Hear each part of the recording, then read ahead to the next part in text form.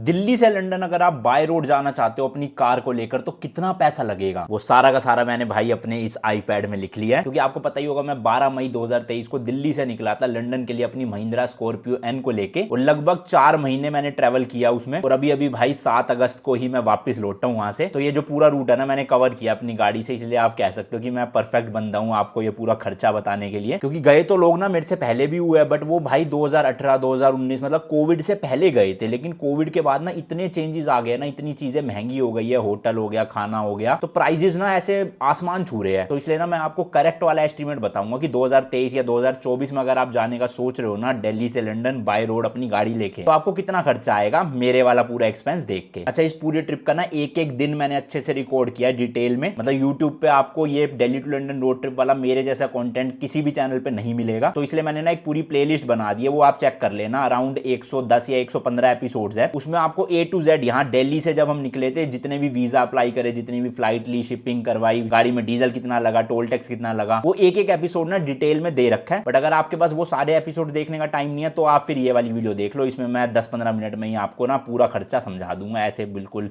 Category wise. तो सबसे पहले बात करते हैं भाई रूट की। देखो दिल्ली से लंदन जाने के ना काफी सारे रूट है जो मैंने अपने एपिसोड 1 में भी बात करी है, उसका लिंक दे दूंगा, आप पूरी वीडियो देख लेना। लेकिन उनमें से जो हमने रूट चूज किया ना वो था भाई ईरान वाला। दिल्ली से हम मुंबई गए, मुंबई से हमने गाड़ी शिप करी ईरान, ईरान से हम फिर टर्की गए, टर्की से पूरा यूरोप कवर किया, फिर यूरोप के बाद हम यूके एंटर करें। चाइना और म्यांमार से इसलिए नहीं गए क्योंकि उस टाइम पे भाई एंट्री अलाउड नहीं थी, तो एक ईरान का ही हमारे पास सिर्फ रास्ता बचा था, तो हमें ईरान ही शिप करनी पड़ी, और उसके बाद फिर आगे रोड ट्रिप कंटिन्यू करी। ठीक है जी। लेकिन अभी चाइना खुल चुका है, म्यांमार तो नहीं खुला अभी भी, आप जाना चाहो तो चाइना से भी जा सकते हो, लेकिन मैं गया नहीं हूं तो इसलिए मैं उसका आपको एक्सपेंस नहीं बता सकता। दूसरी चीज, ये जो पूरी ट्रिप है ना भाई टोटल 110 डेज की थी, जिसमें हमने 30 कंट्रीज कवर करी और टोटल 22,000 किलोमीटर गाड़ी चलाई। तो ये तीनों चीजें ना अच्छे से याद रखना, क्योंकि ये जो सारा एक्सपेंस है ना इन तीनों चीजों पे ही डिपेंडेंट है पूरा। क्योंकि अगर आप 30 की जगह 40 कंट्रीज करोगे तो आपका खर्चा और बढ़ जाएगा, लेकिन आप 30 की जगह 25 ही कंट्रीज करोगे तो आपका खर्चा घट भी जाएगा। तो इसलिए ना इस वाली वीडियो में मैं 2 बात करूंगा। सबसे पहले तो मेरा कितना खर्चा आया इस पूरी ट्रिप में वो बताऊंगा, और फिर वीडियो के एंड में ना मैं आपको बताऊंगा कैसे आप इस खर्चे को कम कर सकते हो, या जो जो गलतियां हमने करी वो कैसे आप अवॉइड करके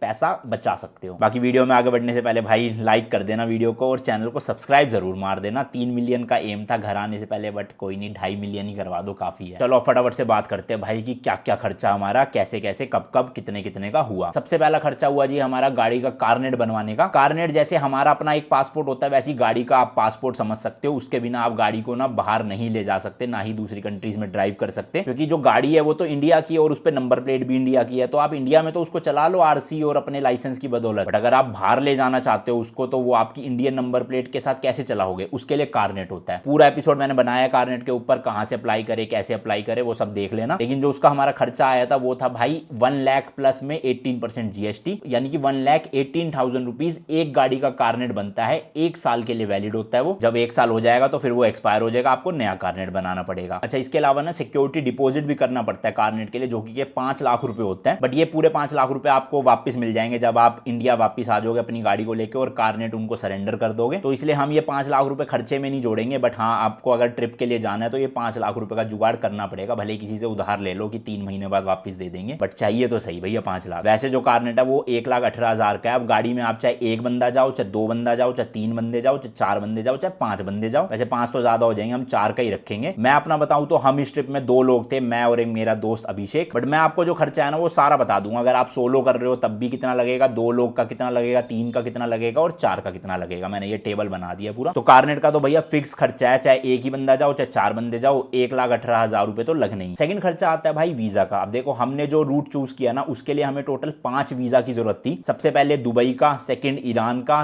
तीसरा टर्की का, चौथा पूरा यूरोप जिसे शेंगन वीजा भी कहते हैं, और 5वां वीजा था यूके वीजा। अगेन बता दूं भाई 5 ही वीजा की मैंने वीडियो अलग अलग बनाई है, आपको एपिसोड्स मिल जाएंगे, प्लेलिस्ट पे क्लिक करके आप देख लेना। ये 5 वीजा ना हम दोनों के ही फर्स्ट अप्लाई में लग गए थे, मतलब कोई भी रिजेक्शन नहीं आया, और टोटल एक बंदे के 1 लाख रुपए लगे थे भाई सारे वीजा के, यानी कि 2 बंदे अगर जा रहे हैं तो 2 लाख रुपए, 3 जा रहे हैं तो 3 लाख रुपए, और 4 बंदे जा रहे हैं तो 4 लाख रुपए वीजा की फीस हो गई। और अगर इसमें भी आपका रिजेक्शन आता है, आप फिर से अप्लाई करते हो तो 50-60 हजार रुपए हो सकता है ऊपर भी लग जाए कि किसी एक बंदे का रिजेक्ट हो गया या 2 का हो गया, बट मैं अपना खर्चा बताऊं तो 1 लाख रुपए पर पर्सन आया वीजा, और हमें फर्स्ट अटेम्प्ट में 500 वीजा मिल गए। तीसरा खर्चा था भाई निकलने से पहले अपना पर्सनल ट्रेवल इंश्योरेंस लेने का, क्योंकि ये जितने भी वीजा है ना भाई इनको अप्लाई करने के लिए आपको अपना एक इंश्योरेंस लेना पड़ता है, उसके बिना ना आपको वीजा मिलेगा नहीं। तो वैसे जो 1 लाख रुपए मैंने आपको वीजा कॉस्ट बताई ना, उसमें कई इंश्योरेंसेस के प्राइसेस जो है ना वो इंक्लूडेड थे, लेकिन उसके अलावा भी जब हम दुबई के लिए निकल रहे थे ना, तो एक पर्सनल इंश्योरेंस करवाना पड़ा था हमें, जो कि 6 महीने के लिए वैलिड था। एक बंदे का हमें पड़ा था 7,630 रुपीज। 2 बंदों का लोगे तो वही 15,000 के आसपास, 3 बंदे जा रहे हो तो 23,000 के आसपास, और 4 बंदे जा रहे हो तो 30,000 रुपीज के आसपास। अब ये इंश्योरेंस देखो, आपको अगर वीजा मिल गया तो लेने की जरूरत नहीं है वैसे तो, बट अपनी सेफ्टी के लिए ले लेना। कभी कभी भाई मतलब सोचो ना, 100 दिन के लिए बाहर जा रहे हो, तबियत खराब हो जाए, कुछ इमरजेंसी आ जाए, तो इंश्योरेंस होगा तो दिक्कत नहीं होगी। और ये इंश्योरेंस अभिषेक के कोई एक रिश्तेदार थे, उनसे हमने करवाया था, वो एजेंट है शायद से किसी इंश्योरेंस कंपनी में। फिर चौथा खर्चा आया था हमारा भाई मुंबई का, क्योंकि हम दिल्ली में रहते हैं, मैं तो गुड़गांव में रहता हूँ, बट गुड़गांव से भाई हमें मुंबई जाना पड़ा गाड़ी को शिप करवाने के लिए। फिर वहां पे भी हमें 5-6 दिन वेट करना पड़ा शिपिंग कस्टम क्लियरेंस का, तो होटल खाने वाने का मिला के फिर मुंबई से वापिस आए दिल्ली फ्लाइट लेके। उन सब में एक बंदे का 40,000 रुपए का खर्चा आया था। तो 2 लोग हो तो 80,000, 3 हो तो 1,20,000 और 4 हो तो लगभग 1,60,000। अब ये डिपेंड भी करता है, हो सकता है आप मुंबई जाओ एक ही दिन में शिप हो जाए तो ज्यादा खर्चा आएगा नहीं। हमें रुकना पड़ गया था 8-9 दिन, इसलिए ज्यादा खर्चा आया। फिर 5वां खर्चा था भाई, हमने जो मुंबई से अपनी गाड़ी को शिप किया ईरान, उसमें हमारे टोटल 3 लाख रुपए लग गए, जिसमें भाई सब कुछ इंक्लूडेड था। इंडिया में जितने भी एजेंट थे, कस्टम क्लियरेंस फीस थी, जो कंटेनर का चार्ज था, शिप का चार्ज था। फिर ईरान में जाके जो हमने एजेंट हायर किया, उन्होंने भी 40-50 हजार रुपए ले लिए थे। इसके अलावा फिर वहां पे भी थोड़े बहुत हैंडलिंग चार्जेस और वेयर हाउस चार्जेस दिए। तो सब मिला मिलू के पूरी गाड़ी ना हमें मुंबई से ईरान में जाकर मिल गई थी 3 लाख रुपए में। अब एक बंदा जाता तो भी 3 लाख ही लगते, 2 जा रहे हैं तब भी 3 लाख, 3 जा रहे हैं तब भी 3 लाख, और 4 बंदे जाते तब भी 3 लाख। तो फायदा देख रहे हो, 4 लोगों में ये खर्चा जो है ना वो बट रहा है, तो ज्यादा सही चीज है। उसके बाद अगला खर्चा था जो हमने भाई दिल्ली से दुबई तक की फ्लाइट ली। वैसे तो आप खैर डायरेक्टली दिल्ली से ईरान भी जा सकते थे, बट हमने दुबई वाला रूट चूज किया, हमें आईफोन वगैरह लेना था वहां से। तो उसके लिए एक बंदे की फ्लाइट टिकट थी 19,000 रुपीज की एमिरेट्स की। तो 2 बंदों के 38,000, 3 बंदों के 57,000 और 4 बंदे जा रहे हो तो 76,000। फिर दुबई में थोड़े दिन घूमने के बाद हम ईरान गए फ्लाइट पकड़ के। वैसे आप दुबई से फेरी में भी जा सकते हो, थोड़ा सस्ता पड़ता, बट हमने फ्लाइट चूज करी जो कि काफी महंगी थी एक्चुअल में, 21,600 रुपीज की एक बंदों की, क्योंकि हमारा लगेज ज्यादा था इसलिए एक्स्ट्रा पे करने पड़े थे। तो 2 बंदे जा रहे हो तो 43,000, 3 जा रहे हो तो 65,000, 4 जा रहे हो तो अराउंड 86,000। और तीसरी फ्लाइट टिकट्स थी, हम जब लंदन से वापस इंडिया आए तो एक बंदे की थी विस्तारा की 33,000 की, 2 बंदों की लगा लो 66,000, 3 है तो 99,000 और 4 है तो 1,32,000। ऐसे कैलकुलेशन हो सकता है मैं थोड़ी सी उल्ट पटांग कर दूं, तो आप खुद भी कैलकुलेट कर लेना, ठीक है। नेक्स्ट खर्चा था भाई हमारा इंटरनेशनल सिम कार्ड। तो मेरा जो इंडिया का नंबर था ना एयरटेल का, वो मैं भाई इंटरनेशनल रोमिंग ऑन करवा के लेकर गया था, क्योंकि फोन या फिर ओटीपी वगैरह ना तभी आएंगे जब आप इंटरनेशनल रोमिंग रखोगे। तो उसका अराउंड 1 साल का 16,000 रुपीज था, जिसमें पता नहीं कितना जीबी मिला था, और कॉल्स थी 3,000 मिनट्स की, इनकमिंग एंड आउटगोइंग दोनों। तो 2 बंदों ने हमने लिया था 32,000 का, 3 लेते तो उस हिसाब से आप कैलकुलेट कर लो, 4 का भी कैलकुलेट कर लो। इसके अलावा फिर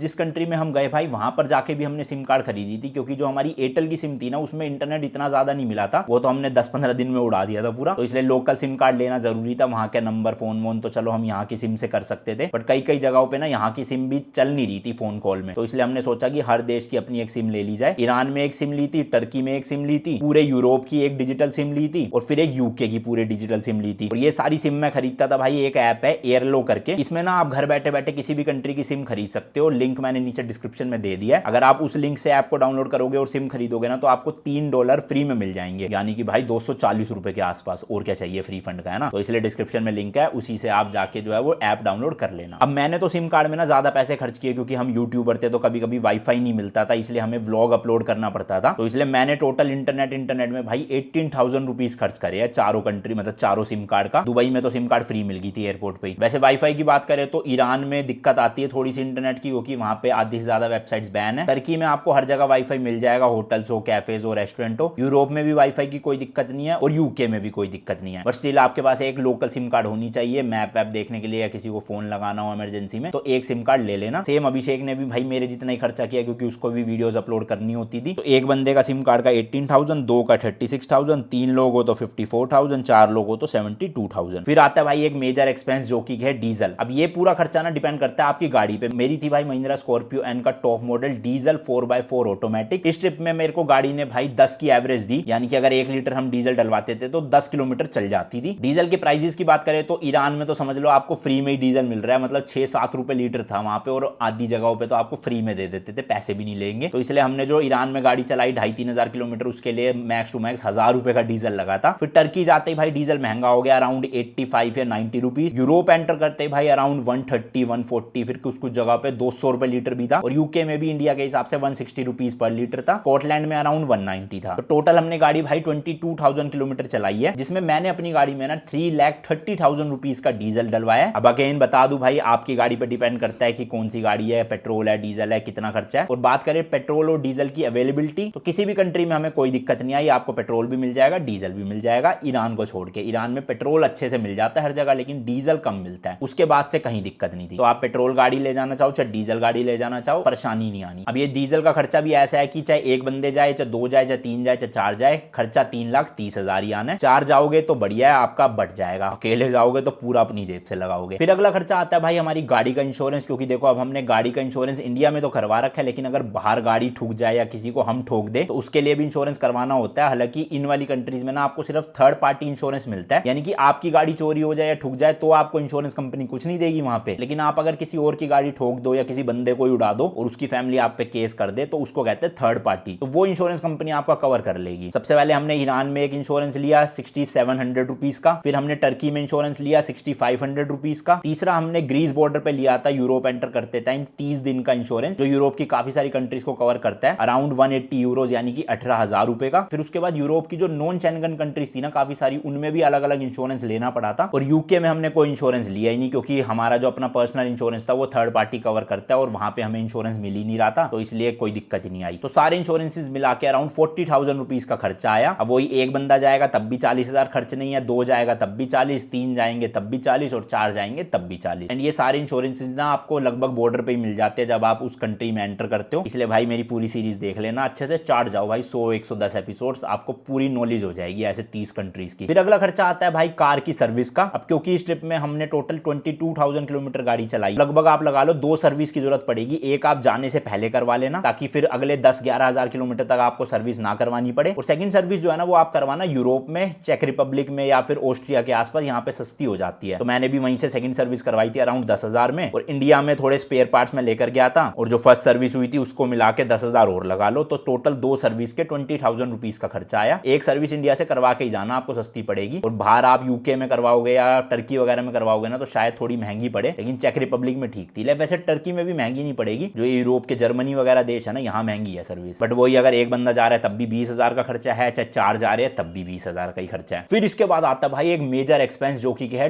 टोल टैक्स का। अब इंडिया में भी टोल टैक्स तो हम भरते ही है ना, फास्ट टैग लगा रखा होता है, लेकिन उन कंट्रीज में क्या होता है आपको टोल टैक्स या तो कैश से पे कर दो या अपने डेबिट कार्ड क्रेडिट कार्ड से पे कर दो, या यूरोप की कुछ कंट्रीज में ना एक टिकर चलता है जिसको कहते हैं विन्येट। जैसे इंडिया में फास्ट टैग है वैसे ही समझ लो वहां का विन्येट है वो। तो कुछ कंट्रीज में हमें टोल टैक्स भरना पड़ा, कुछ कंट्रीज में हमें विन्येट लेना पड़ा। टोटल मिला के 32,000 रुपीज हमने पे करे थे टोल टैक्स प्लस विन्येट के। तो एक बंदा जाए तब भी 32,000 देने ही पड़ेंगे, और 4 जाओगे तब भी 32,000 ही है। फिर भाई इस ट्रिप का सबसे मेजर एक्सपेंस जो हमने जाने से पहले ना थोड़ा अंडर एस्टिमेट कर लिया था, वो है भाई होटल्स का खर्चा। कोविड के बाद भाई आग लगी पड़ी है होटल के प्राइसेस में, चाहे एयरबीएनबीज हो, चाहे अपार्टमेंट्स हो, चाहे होटल्स हो, चाहे हॉस्टल हो। कोविड से पहले मैं हॉस्टल भाई कुछ कुछ कंट्रीज में 300-400 रुपए पर नाइट में ले लेता था, लेकिन वही हॉस्टल सब 900-1000 रुपए के हुए पड़े हैं। एशिया की कंट्रीज बता रहा हूं मैं, ये थाईलैंड सिंगापुर जैसी। अब देखो ईरान में हमने लगभग 3-3,500 रुपए पर नाइट होटल रूम पे किया, जिसमें 2 लोग रुक सकते थे। टर्की में भी अराउंड 5,000-6,000 में मिल जाता था। यूरोप एंटर करते भाई वही प्राइस एवरेज हो गया 8-9 हजार का, और यूके और स्कॉटलैंड में तो भैया पूछो ही मत, 15-15, 20-20 हजार रुपए भी था पर नाइट। तो टोटल 110 दिन हमने स्टे करा है बाहर दूसरी कंट्रीज में, जिसके लिए एक रूम और 2 लोगों का खर्चा आया है 6,50,000। अब देखो मैं अकेला जाता तब भी मुझे ये रूम लेने ही पड़ते, हम 2 लोग गए तो तब भी इतने का ही पड़ा, तो ये खर्चा डिवाइड हो गया। बट अगर आप 3 जाओगे या 4 जाओगे तो भाई आपको फिर 2 रूम लेने पड़ेंगे। तो अगर 3 लोग जाते हैं तो खर्चा डबल कर लो, अराउंड 13 लाख रुपीज होटल के लग जाएंगे, और 4 जाओगे तब भी 13 लाख। तो नो डाउट भाई होटल्स बहुत महंगे हो गए, आप पैसा बचा ही नहीं पाओगे, इतनी महंगाई है वहां पे, क्या बताऊं बस। हाँ ये है हर जगह पे हॉस्टल में रह लोगे तो वो अलग बात है, बट मुझे नहीं लगता भाई 110 दिन के लिए हॉस्टल में कोई रह पाएगा। 2-4 दिन, 10 दिन, 15 दिन चलता है, बट थोड़ी प्राइवेसी भी चाहिए होती है, और प्लस हम एडिटिंग करते हैं रात को इतनी लेट, तो हॉस्टल में वो चीज पॉसिबल नहीं हो पाती, इसलिए हमने फिर होटल ही लिए। कुछ जगह पे हॉस्टल भी लिए थे जहां बहुत ही महंगा मिल रहा था, बट मेजोरिटी हमने होटल्स ही लिए। और ये सारे होटल्स भी ऐसे नहीं थे भाई 5 स्टार या 3 star 4 star, normal basic hotel बता रहा रहा हूँ। 5 स्टार तो होटल आप समझ लो यूरोप में 30-40 हजार रुपए पर नाइट से कम नहीं मिलेगा, और यूके में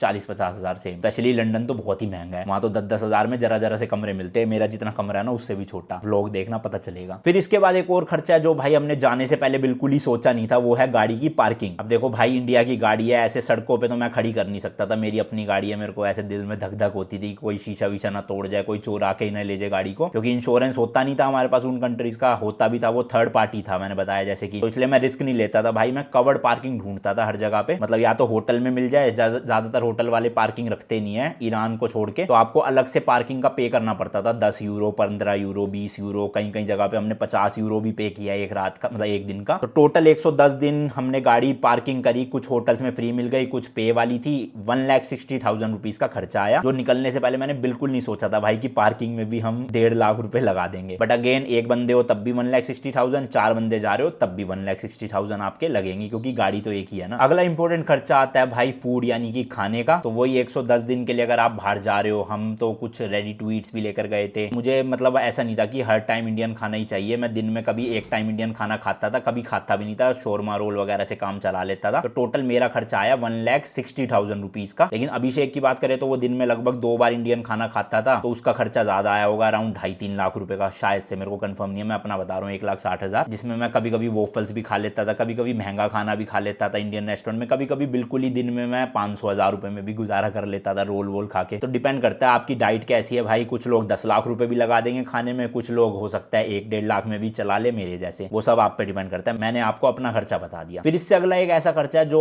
फिर से मैंने भाई जाने से पहले अंडर एस्टिमेट कर लिया था, वो है भाई टूरिज्म वाली टिकट। यानी कि जिन भी कंट्रीज में जा रहे हो तो भाई ऑब्वियसली वहां घूमोगे भी, तो जहां गाड़ी नहीं जा सकती वहां पे पब्लिक ट्रांसपोर्ट यूज करोगे, बस, मेट्रो, ट्रेन, साइकिल रेंट पे ले सकते हो। इलेक्ट्रिक स्कूटर हमने रेंट पे लिया। या फिर एफिल टावर जाना है, हैरी पॉटर स्टूडियोज जाना है, तो वहां की टिकट भी खरीदोगे। वो फ्री में तो दे नहीं देंगे कि भैया लड़के दिल्ली से लंदन आ रहे हैं, चलो इनको एंट्री दे दो फ्री में, ऐसा नहीं होने वाला। और यूरोप और जो यूके की ये टूरिस्ट डेस्टिनेशन है ना भाई, यहाँ की बहुत महंगी महंगी टिकट्स है, जिसके लिए मैंने पर्सनली भाई 1,10,000 रुपीज खर्च कर दिए। मतलब 11,000 रुपए तो हैरी पॉटर स्टूडियोज की टिकट थी। इसके अलावा डे पास लेता था मेट्रो का, बस का, एफिल टावर जाना हो गया, परसेपोलिस करके एक जगह गए थे ईरान में, फिर टर्की में भी कई जगह गए। तो एक बंदे का 1,10,000 रुपए इन सब चीजों में खर्चा हो गया। 2 लोग हो तो 2,20,000, 3 लोग हो तो 3,30,000, 4 लोग हो तो अराउंड 4.5 लाख रुपए। क्योंकि देखो यार, अगर आप जा रहे हो इतनी दूर तो ऑब्वियसली घूमोगे भी, ये तो है नहीं पैसा बचाने के चक्कर में सिर्फ होटल में ही पड़े रहोगे ना, या बाहर बाहर से देखोगे। हालांकि हमने भी पूरी 100% जगह नहीं एक्सप्लोर करी अंदर जाके, जो जो मुझे अच्छा लगती थी जगह बस उन्हीं की टिकट्स ली, बाकियों को बाहर से देख लिया। तो इसलिए ये मैं मिनिमम बता रहा हूँ कि 1 लाख तो खर्चा हो ही जाएगा आपका इन चीजों में। बाकी सभी चीजें एक्सप्लोर करोगे तो हो सकता है 2-3 लाख की भी टिकटें लग जाए 100 दिन में। अगला खर्चा आता है भाई आपका फ्रांस से यूके तक जाने में, क्योंकि फ्रांस तक तो चलो आप ईरान से पूरा ड्राइव करके चले गए, लेकिन फ्रांस से अगर आपको यूके जाना है या लंदन जाना है तो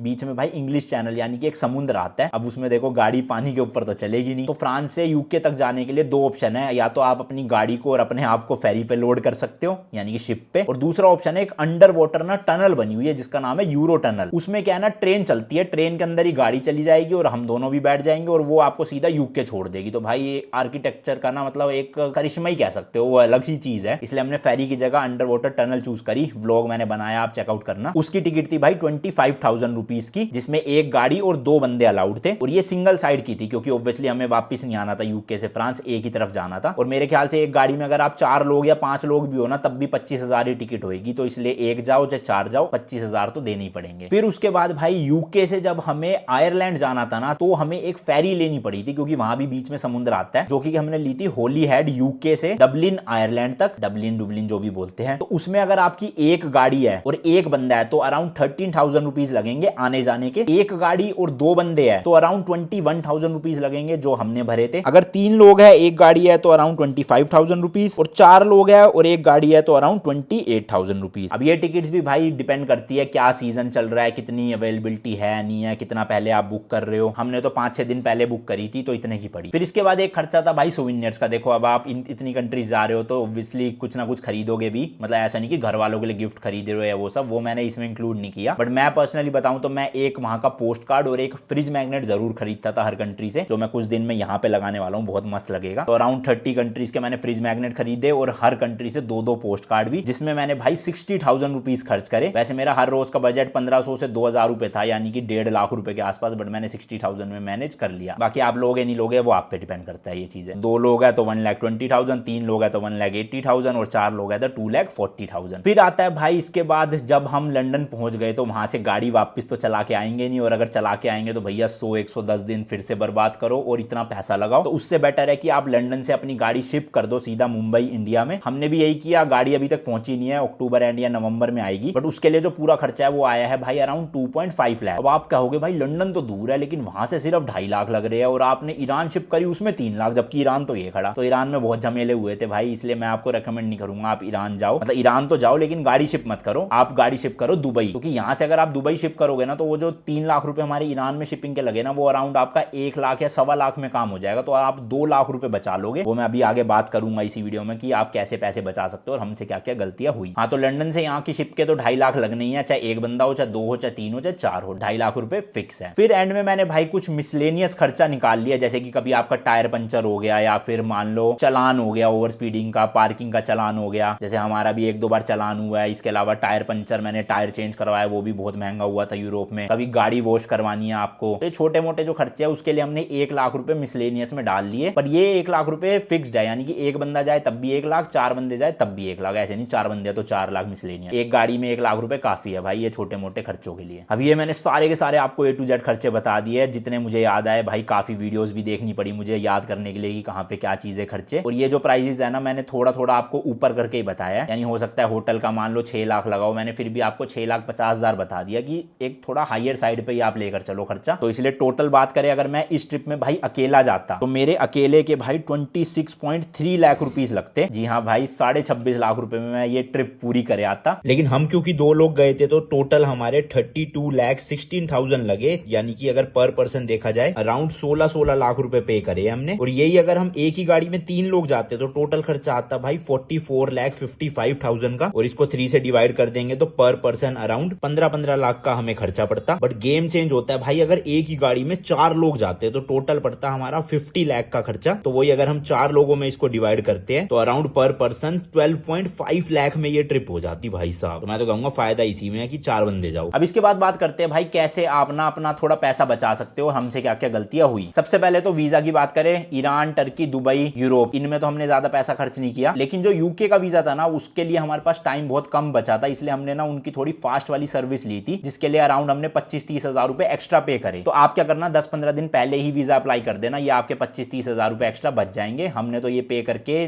2 दिन के अंदर अंदर वीजा ले लिया था, तो अराउंड समझ लो 25 हजार रुपए आप यहाँ पे बचा लोगे। फिर इसके बाद जो हमारा मुंबई में 40 हजार का एक बंदे का खर्चा हुआ ना, वो आप भाई 10-15 हजार में भी निपटा सकते हो अगर आपकी गाड़ी टाइमली शिप हो जाए, तो 25 से 30 हजार रुपए आप यहाँ भी बचा लोगे। फिर अगला मेजर खर्चा आप बचा सकते हो भाई शिपिंग में। हमने जैसे कि ईरान शिप करी, वो आप ना करके यहाँ से दुबई शिप करो, दुबई में गाड़ी छुड़वाओ, दुबई से फिर ईरान तक एक फेरी चलती है, वो वाला ऑप्शन जो है ना वो बहुत ही ज्यादा स्मूथ है, इजी है, और प्लस आपके पैसे भी बचेंगे। तो अराउंड हमने जो शिपिंग में 3 लाख रुपए खर्चा किया ना, वो आपका 1 से 1.5 लाख रुपए में हो जाएगा, यानी कि अराउंड भाई 2 लाख रुपए के आसपास आप यहाँ पे भी बचा सकते हो पैसा। चलो 2 लाख भी छोड़ो भाई, 1.5 लाख ही बचा लो, और 25-25 पहले, यानी 50,000 पहले और 1.5 लाख ये, टोटल 2 लाख रुपए अभी तक आप बचा चुके हो। फिर नेक्स्ट है भाई जो हमने फ्लाइट पकड़ी दुबई की, वो हम एमिरेट से गए थे, थोड़ा सा ऐसे लग्जरी वाली फील आती है ना, लेकिन आप इंडिगो वगैरह से भी जा सकते हो, अराउंड 11-12 हजार रुपए में टिकट मिल जाएगी, तो अराउंड 7 से 8 हजार रुपए आप यहाँ भी बचा लोगे एक बंदे की टिकट में। इसके अलावा मैंने इंटरनेशनल जो सिम कार्ड ली थी यहाँ से अपनी एयरटेल की, वो 16 हजार रुपए भी आप चाहो तो बचा सकते हो, अगर आपको ओटीपी या फोन कॉल से कोई मतलब नहीं है। एंड जो हमने वहां पे जाके सिम कार्ड ली ना, उसमें हमें डेटा बहुत ज्यादा लिया था, 18 हजार रुपए पे करे टोटल। लेकिन आप अगर एक नॉर्मल बंदे हो या यूट्यूबर नहीं हो, तो आप यही खर्चा ना 10 से 11 हजार रुपए में भी सिम कार्ड अपना काम चला सकते हो, तो 7 से 8 हजार यहाँ बच जाएंगे। फिर आती है होटल की बारी। जैसे कि मैंने बताया 6.5 लाख रुपए मैंने खर्च करे हैं होटल में, लेकिन अगर आप हॉस्टल्स वगैरह में रहोगे तो अराउंड 4 लाख में भी काम चला लोगे। 4 क्या, मैं कह रहा हूँ 3.5 में, हाँ 4 में ही लगा लो, तो आप भाई 5 लाख रुपए में भी काम चला लोगे 2 बंदे, यानी कि अराउंड 1.5 लाख रुपए बच जाएंगे। और अगर आप 4 लोग जा रहे हो ना, तो आप एयरबीएनबी या अपार्टमेंट बुक करना 4 लोगों वाला, उसमें भी आप अच्छा खासा पैसा बचा लोगे, क्योंकि 2 बेडरूम वाला जो एयरबीएनबी है ना वो सस्ते मिल जाते हैं। तो 4 लोगों में जब वो कॉस्ट डिवाइड होगी तो आपके काफी पैसे बच जाएंगे। फिर नेक्स्ट भाई पार्किंग की बात करें, अगर आपका भाई कलेजा ऐसे बहुत ही बड़ा है, आपको चिंता ही नहीं है अपनी गाड़ी की, तो आप रोड पे भी जो है वो फ्री पार्किंग स्पॉट्स में भी खड़ी कर सकते हो कई कई जगहों पे। तो हमने जो 1,60,000 रुपए पार्किंग में खर्चा किया, वो आप गिरा के भाई 50-60 हजार रुपए में भी ला सकते हो, तो 1 लाख रुपए आपके यहाँ भी बच जाएंगे। बट अगेन भाई, होने को 100 दिन में कुछ भी ना हो, और होने को दूसरे दिन ही कुछ हो जाए, चोरी हो जाए, कार फूट तोड़ दे कोई, तो वो सब फिर आपकी जिम्मेदारी रहेगी, कोई हेल्प नहीं मिलेगी वहाँ। अगला फिर जो मैंने मैंने सोविनियर में 60,000 रुपए खर्चा किया वो आप जीरो कर सकते हो, आपको नहीं खर्चा करना तो ना करो, 60,000 रुपए आप यहाँ भी बचा लोगे। तो मोटा मोटा बताऊं अगर आपको मैं, तो भाई आप 5 लाख रुपए बचा लोगे ये जो मैंने चीजें बताई आपको। यानी जो मेरा 26 लाख रुपए का खर्चा हुआ है वो लगभग आपका 21 से 22 लाख में भी ट्रिप हो जाएगी अगर एक बंदा जाता है। तो मेरे हिसाब से एक आइडियल ट्रिप जब भी होगी अगर आप एक गाड़ी को लेकर जाते हो जिसकी एवरेज अच्छी हो और उसमें 4 लोग जाते हो, तो आपका ना भाई ये ट्रिप काफी सस्ते में हो जाएगा। बाकी हमारी तरह अगर एक गाड़ी और 2 बंदे ले जाओगे तो वो भी खर्चा मैंने आपको बता दिया। बाकी कोई ज्यादा ही भाई साहब ऐसे ब्रेव होगा जो एक गाड़ी और एक ही बंदा जाएगा, अकेला ट्रिप करेगा, क्योंकि इतनी कंट्रीज है भाई, बीच में बहुत दिक्कतें आ सकती है। तो एक साथ में बंदा होना ज्यादा सही रहता है, प्लस खर्चा भी डिवाइड हो जाता है। इस वीडियो के लिए भाई बहुत मेहनत लगी है, लाइक जरूर कर देना, चैनल को सब्सक्राइब जरूर कर देना। रोड ट्रिप में बहुत सपोर्ट दिया, दिल से थैंक यू आप सभी को। ऐसे ही चैनल पे प्यार बरसाए रखना भाई। कुछ और भी डाउट हो आपका इस ट्रिप से रिलेटेड या कोई भी क्वेश्चन वोशन आ रहा हो किसी कंट्री से रिलेटेड, तो आप मेरे इंस्टाग्राम पे मुझे डीएम कर सकते हो, लिंक मैंने नीचे डिस्क्रिप्शन में दे रखा है, आईडी यहाँ भी डाल दूंगा, ANM 4 बार O 3 बार L, ये यूजर नेम लिखना इंस्टाग्राम पे, ऊपर ऊपर मैं ही दिख दूंगा। अराउंड 5 लाख फॉलोअर्स है। बाकी इस वीडियो के कमेंट्स में ही पूछ लेना, कुछ कुछ का मैं रिप्लाई दे दूंगा। और अगर चाहते हो एक Q&A सेशन रखे हम लाइव तो भी बता देना, जल्दी लेकर आ जाऊंगा आपके लिए। उसमें इस ट्रिप से रिलेटेड आप लाइव 1 to 1 मेरे से क्वेश्चंस पूछ लेना, ठीक है जी। बाकी चलो जी खत्म करते हैं व्लॉग को। कुछ लोगों के लिए हो सकता है बोरिंग हो ये वीडियो और कुछ लोगों के लिए हो सकता है बहुत ही इन्फॉर्मेटिव हो। बाकी अभी रेगुलर व्लॉग्स आते रहेंगे, ये थोड़ा बैठ के आमने सामने बात कर ली हमने। मिलता हूं जी आपसे नेक्स्ट वीडियो में। Till then good bye and as always तीखे रास्तों पे नहीं पड़ना फीका। बाय।